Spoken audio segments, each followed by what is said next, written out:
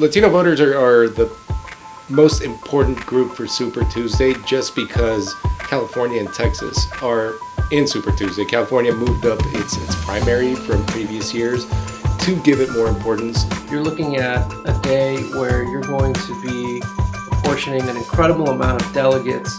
But what's particularly important about Super Tuesday is that you have states like California, Colorado, Texas, Virginia, and North Carolina, which all have large Latino populations in them. If you come in first or second in those states, you have the possibility of winning up to 990 delegates.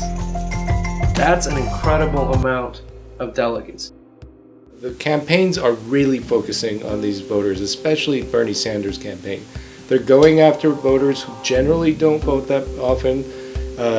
Other campaigns don't contact them, people who've never been contacted by a campaign, and trying to get them out and really make them participate for the first time and sort of flip the equation on who gets to choose the Democratic nominee, so that it's not what they would call an establishment candidate, which is what happened to Bernie Sanders in 2016.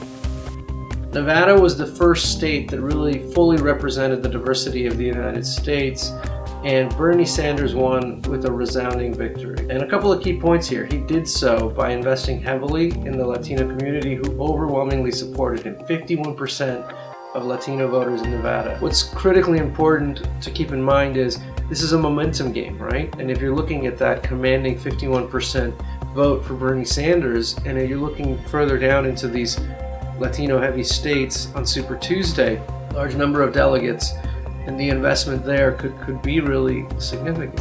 California has an issue that Bernie Sanders is having trouble getting past, and that's that for voters that are registered as independents, they don't automatically get a presidential ballot. And what you have to remember, California has been early voting since Iowa held its caucus, so it's almost been a month for Californians, and there's that extra step makes it that much harder for first-time voters, that's who Bernie is targeting, to actually participate in these elections. So the Bernie camp is worried.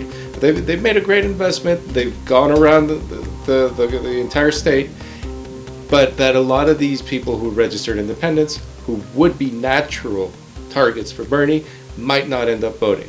And then you have candidates like Bloomberg. He's flooded the airwaves all over Super Tuesday. He's probably going to do very well in places like Tennessee, for instance.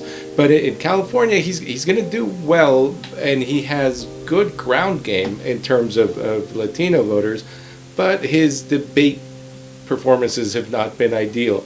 So it remains to be seen how he does in California. For Biden, you have a guy who's got absolute name recognition.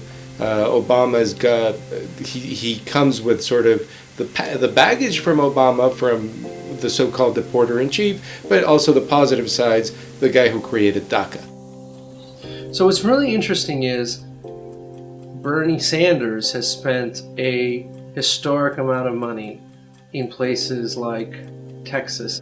I just got off the phone on the way over here with somebody who does a lot of work in Texas, and he actually told me something that I was very surprised to hear. He said that other than Mike Bloomberg and Bernie Sanders, there haven't been any other candidate visits to a place like Texas, which has a huge number of delegates. Texas is a difficult state for Latinos in general to vote in because Latino leaders have accused the Texas state government of putting a lot of voter restrictions in. It's hard to find the polling place. It's hard to register. There's time limits on how to register. So again, for people who don't do this often, or who might not have a car, for instance, or who have any sort of limitations, language limitations, it's that much harder and that much less likely that they will participate. That said, again, the Bernie campaign, they've been going after a lot of people, explaining how to vote, telling them. The Bernie campaign has people within the campaign that know these limitations. Many of them have lived them when they were younger, or know people who lived them. So they know what they have to explain, and they know how to contact That's what cultural competency comes down to in the end. They know how to contact these voters and get them to participate despite the obstacles. So what we'll be looking at is really how high of a participation do you get from people who didn't vote in 2016, and whether this will replicate the people who came out to vote in Texas in 2018, which was a midterm where they had much higher participation than any recent midterm.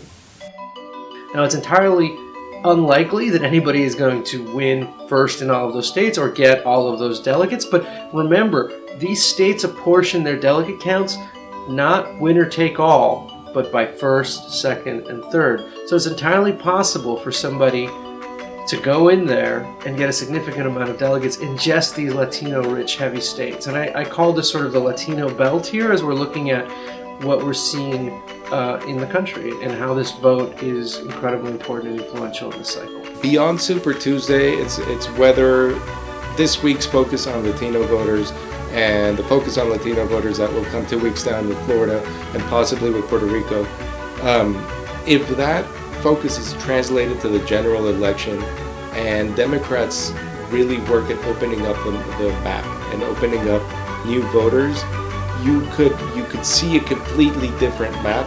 First, reformed by Donald Trump when he went after voters that nobody else had chased and won the 2016 election with that. And if you get Democrats to do the same thing but on their side, then you're talking about a much higher participation. Arguably, it's good for democracy, the more people who vote, and the parties would stop just appealing to their center and to their base and sort of just sticking to the low-hanging fruit. That could be good for representation of not only Latino voters, but once parties realize there's all these pockets of voters all over the country, for all these voters who, frankly, haven't had as much representation in Congress or in politics in general historically.